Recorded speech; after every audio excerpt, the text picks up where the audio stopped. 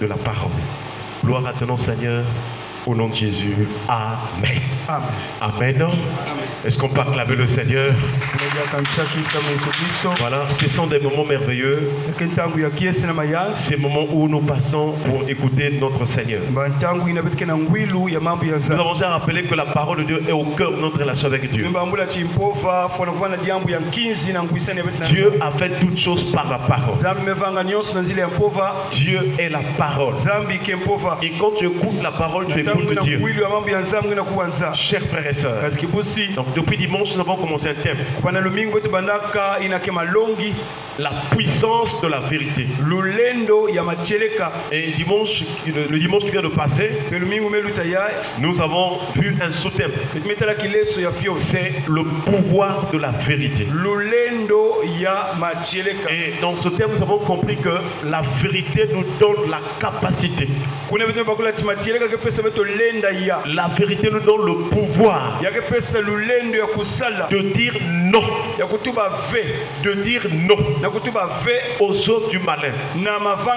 De résister aux ruses, aux mensonges de Satan. La vérité nous donne la capacité de refuser les impositions du diable. Beaucoup d'hommes et de femmes sont en train de souffrir parce qu'ils acceptent ce que le diable est en train de leur imposer. Mais je voudrais te dire ce matin, tu ne dois pas accepter cela parce que Jésus a tout payé. Alors, chers frères et sœurs, tu ne dois plus accepter les impositions du malin. Voilà pourquoi nous avons pris comme texte de base le psaume 118, le verset 17. Il est écrit: je ne mourrai pas, je vivrai et je raconterai les œuvres de l'Éternel. Est-ce qu'on peut acclamer le Seigneur? Toute imposition contre ta vie, tu dois la refuser. Alléluia. L'ennemi aussi, il piège. Il tente. Si tu vois que tu acceptes la maladie là, si tu vois que tu acceptes cette mort là, il va agir. Mais en tant que chrétien, en tant qu'enfant de Dieu, connaît ses droits. Il sait qu'il est héritier de Dieu, co-héritier de Christ. Tu dois lui dire non aux impositions de l'ennemi. Et nous nous sommes posé la question: qu'est-ce que cela veut dire? Qu'est-ce que ce texte de Psaume 118, verset 17 est en train de nous enseigner? La première partie dit: je ne mourrai pas. Et c'est là que nous sommes invités d'interroger. Qu'est-ce que cela veut dire? Je ne mourrai pas. La première définition de cette phrase ou ce groupe de mots, nous avons compris que quand il disait je ne mourrai pas, il voulait expliquer que je ne quitterai pas la terre avant mon temps, avant mon heure. Est-ce qu'on peut acclamer le Seigneur? Il y a des gens qui meurent avant le temps. Dieu a tracé un plan pour toi. Mais chers frères et sœurs, Dieu veut que tu vives l'accomplissement des promesses de l'Éternel. Il veut que tu jouisses du bonheur. Il veut que tu jouisses de la paix. Mais le diable aussi travaille pour vouloir empêcher les gens de vivre cette paix. Voilà pourquoi le psalmiste a dit: je ne mourrai pas. Il y a un temps fixé. Il y a des nombres des jours, d'années que tu as fixé pour ta vie. Et dans Psaume 91,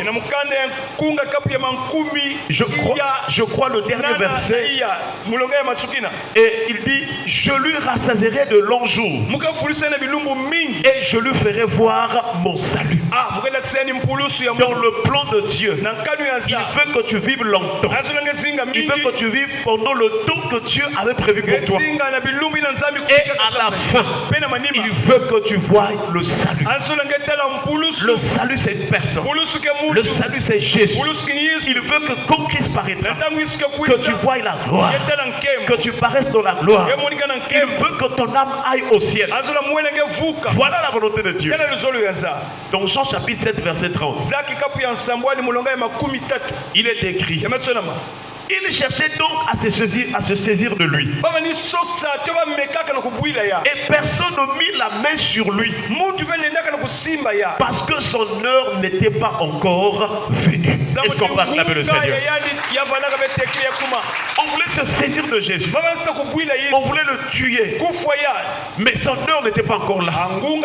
Et quels que soient tous les plans qu'ils ont tenté de faire pour se saisir de Jésus, la Bible déclare son heure n'était pas encore venue.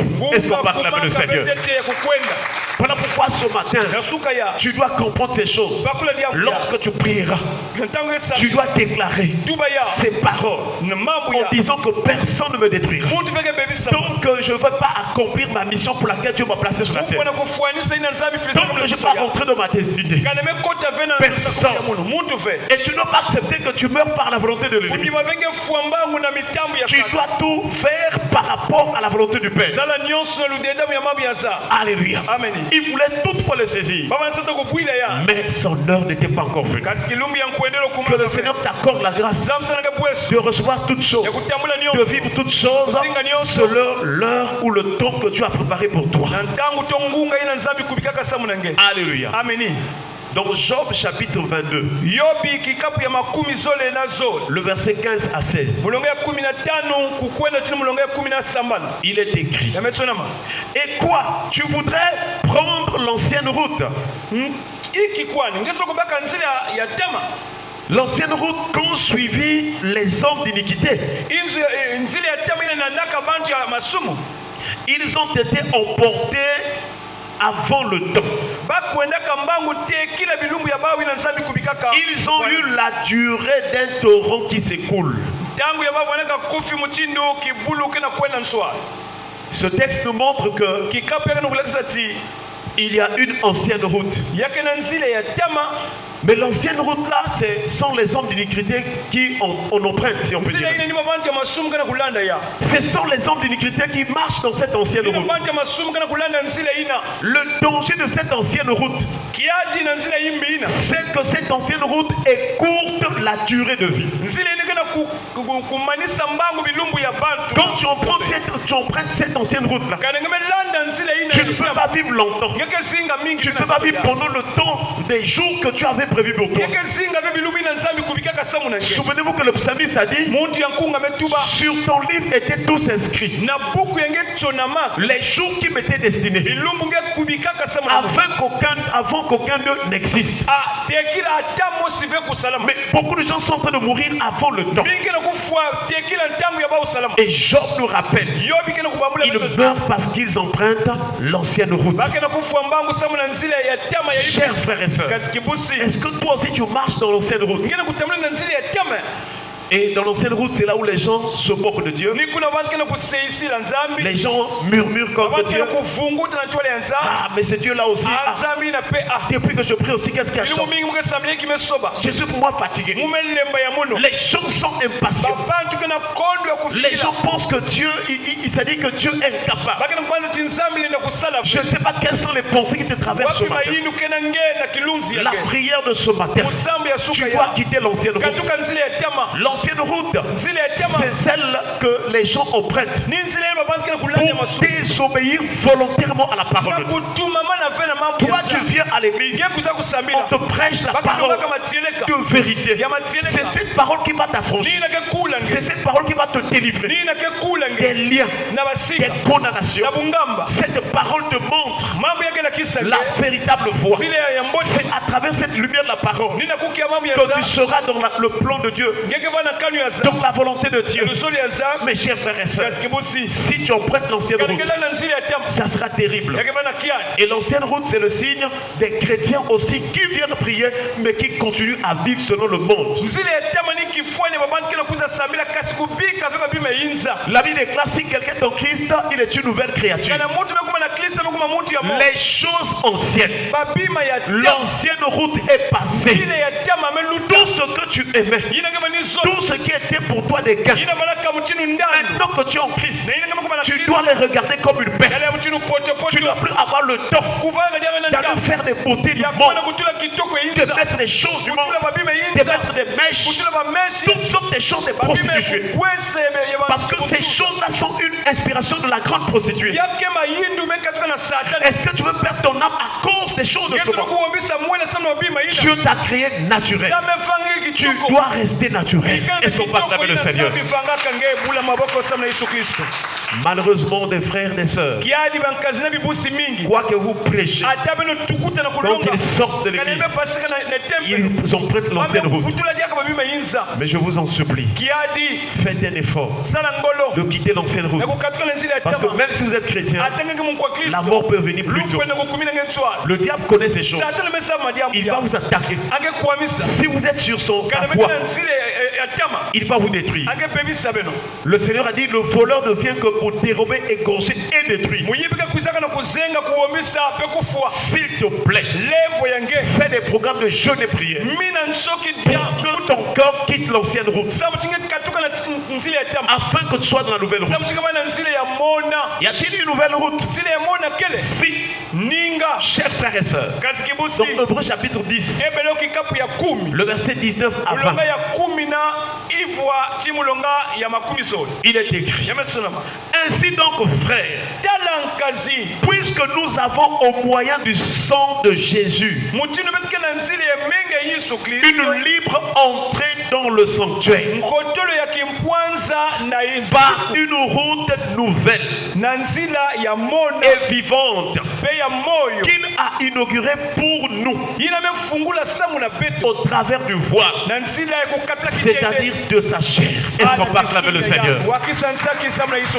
La route nouvelle, c'est ce que Jésus a tracé en commençant par sa mort à la croix.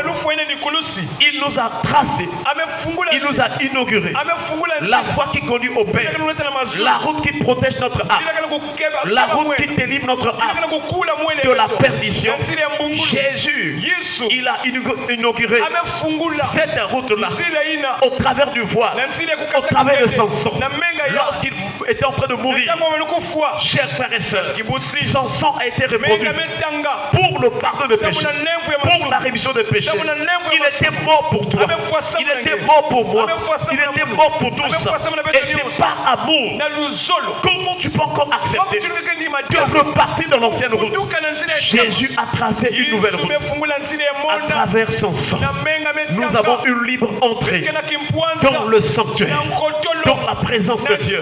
Et quand tu pries le Seigneur, Jésus a ouvert la voie.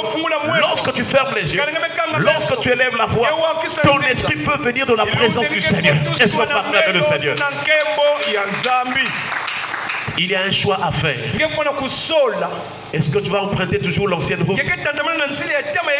Et quand les gens marchent dans l'ancienne route, pendant qu'ils se vautrent dans le bourbier du péché, ils se lamentent quand même. Vraiment, moi là aussi ça ne marche pas. Mais tu es sur l'ancienne route. Tu dois accepter d'abandonner le péché.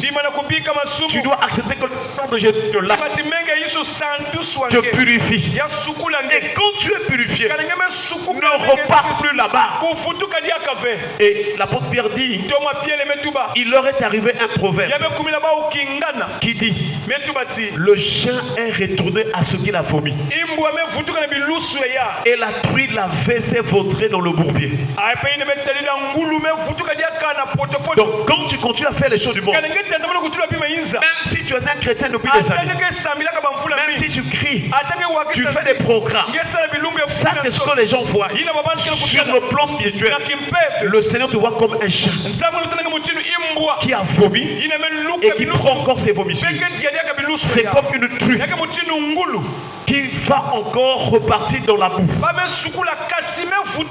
Voilà pourquoi, chers frères et sœurs, nous vous en supplions, faites tous vos efforts de vivre dans la sanctification, parce que sans la sanctification, tu ne peux pas voir le Seigneur. Les jours sont en train de passer. Le Seigneur est proche. Il nous a ouvert la voie. Nous devons emprunter cette voie-là.